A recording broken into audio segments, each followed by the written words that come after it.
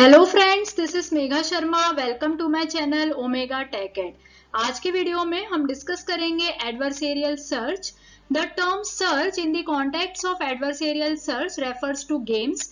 जो term use हुआ है सर्च, एडवर्सेरियल सर्च में, उसका मतलब होता है गेम्स। गेम्स हमेशा से ही एक इंटरेस्टिंग टॉपिक रहा है, एक इम्पॉर्टेंट टॉपिक रहा है आर्टिफिशियल इंटेलिजेंस में, क्योंकि आर्टिफिशियल इंटेलिजेंस में हमारा मेन गोल ही होता है कि हम एक इंटेलिजेंट मशीन डिजाइन करें। तो गेम्स हमको हेल्प करते हैं कि किस तरीके से हम इस तरह की मशीन बना सकते हैं जो कि डिसीजन मेकिंग में केपेबल हो। क्योंकि एज अ ह्यूमन बीइंग हम गेम्स में एक दो स्टेप आगे तक का सोच सकते हैं कि हमें क्या मूव्स लेने हैं, पर अगर हम एआई की हेल्प से इस तरह की मशीन डेवलप कर पाए जो कि बहुत आगे तक के मूव्स को सोच सके, उसके बेसिस पे डिसीजन ले सके, तो वहां पे हमें लर्निंग में बहुत हेल्प होती है।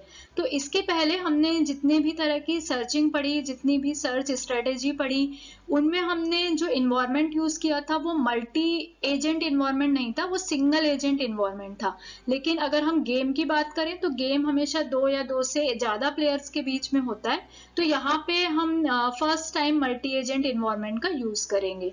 Searches in which two or more players with conflicting goals are trying to explore the same search space for the solution are called adversarial search, often known as games।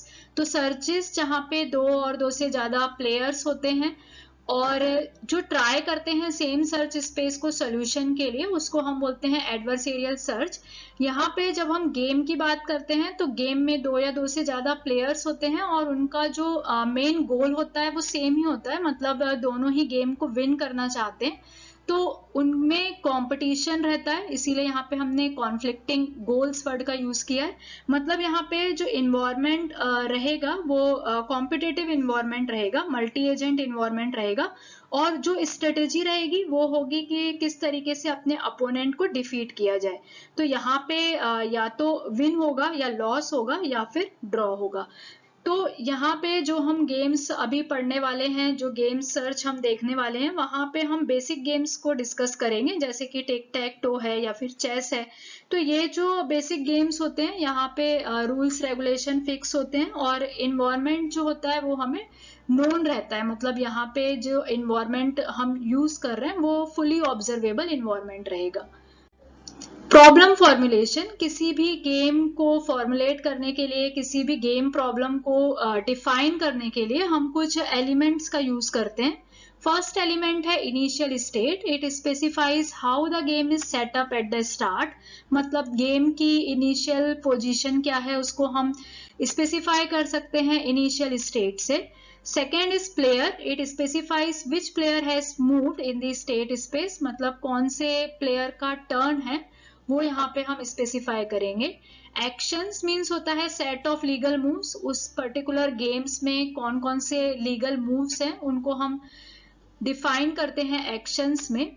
Next है result. It is the transition model which specify the result of moves in the state space. जो action हम perform करते हैं, जो legal moves हम perform करते हैं, उन मूव्स को परफॉर्म करने के बाद क्या रिजल्ट होता है उसको हम स्पेसिफाई करते हैं रिजल्ट में, जिसको हम बोलते हैं transition model. Next is terminal test. Terminal test is true if the game is over, else it is fault at any case.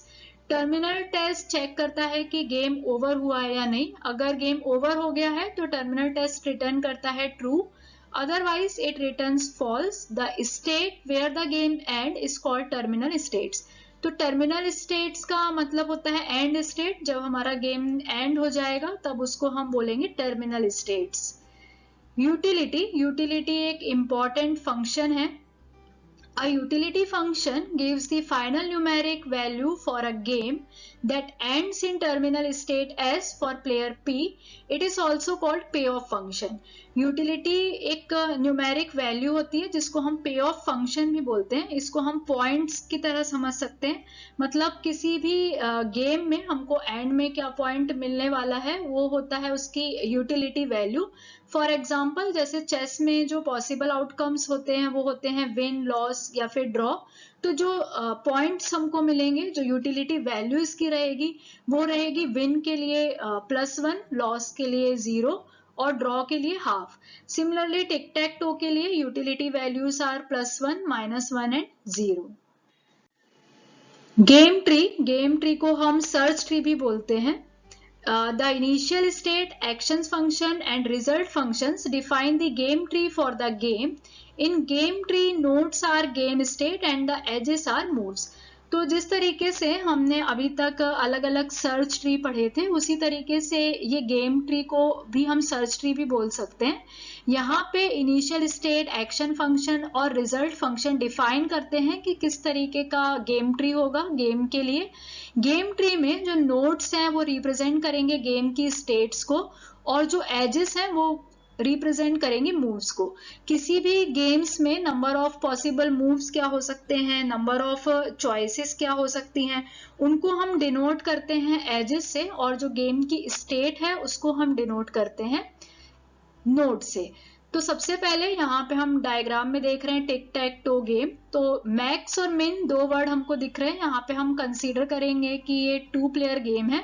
Max हम सपोज करते हैं कि ये ह्यूमन बीइंग है, एंड मिन जो है वो अपोनेंट है, मीन्स ये हमारी मशीन है।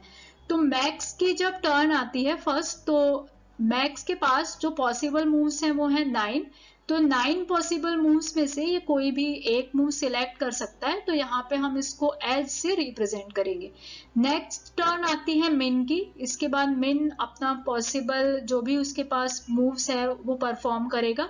उसके बाद नेक्स्ट टर्न आएगी मैक्स की, और इसी तरीके से ये गेम कंटिन्यू होगा। लास्ट में आती है टर्मिनल स्टेट। टर्मिनल स्टेट का मतलब होता है एंड स्टेट, जहाँ पे हमारा गेम एंड होता है।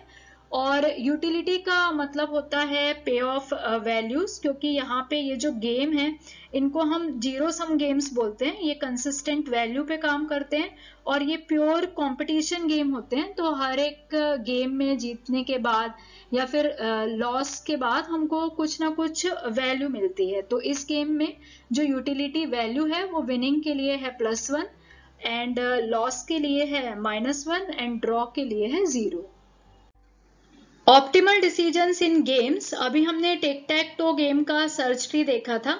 वहां पे हमने डिस्कस किया था कि मैक्स जो है वो ह्यूमन बीइंग है एंड मिन जो है वो एक मशीन है, मतलब 2 प्लेयर के बीच में ये गेम हो रहा है। यहाँ पे हम देखेंगे कि मैक्स और मिन इन टर्म्स का मतलब क्या होता है और किस तरीके से ये ऑप्टिमल डिसीजंस में हेल्प करते हैं। तो हमेशा हमको याद रखना है कि मैक्स जो है वो जीतने की प्रोबेबिलिटी को मैक्सिमम करता है और मिन जो है वो जीतने की प्रोबेबिलिटी को मिनिमम करता है। क्योंकि ये गेम है तो हम यहाँ पे सोचेंगे कि हम अगर गेम खेल रहे हैं तो हम एक मैक्स प्लेयर है और हमारा जो अपोनेंट है जो दूसरी साइड में गेम खेल रहा है वो मिन है।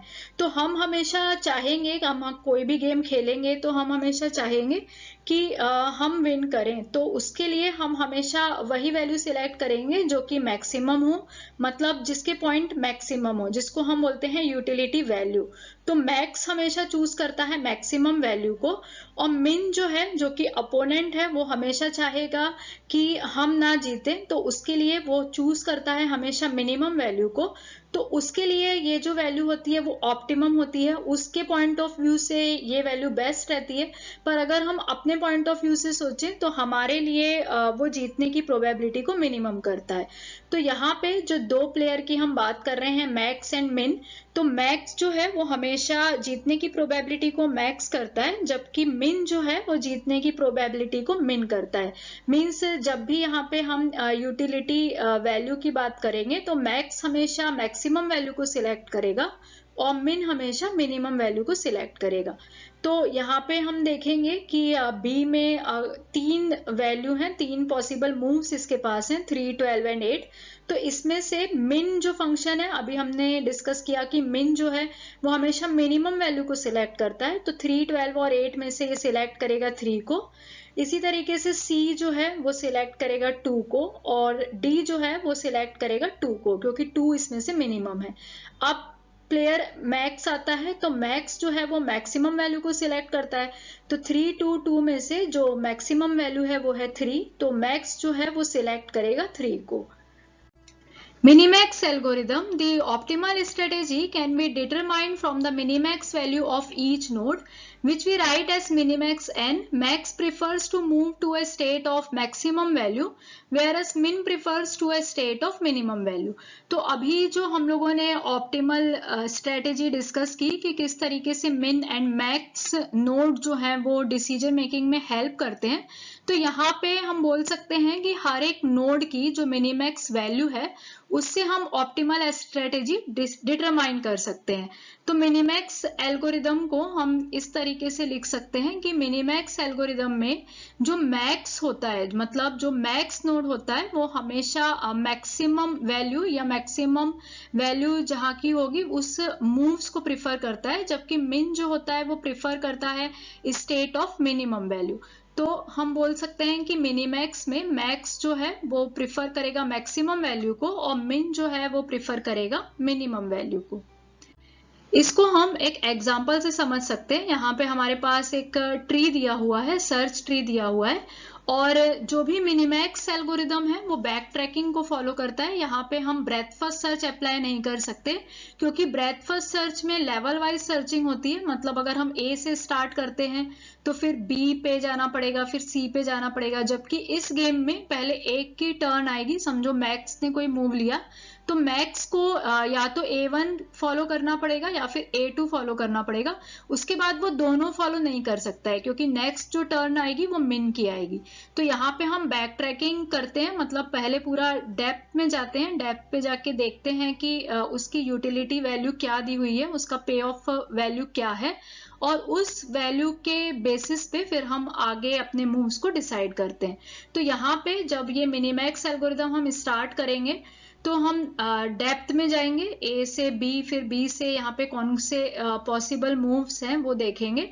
तो सबसे पहले हम देखते हैं कि नीचे हमको जो यूटिलिटी वैल्यूज दी हुई हैं वो दी हुई है, डी की दी हुई है -1 2, ई की दी हुई है 5 2।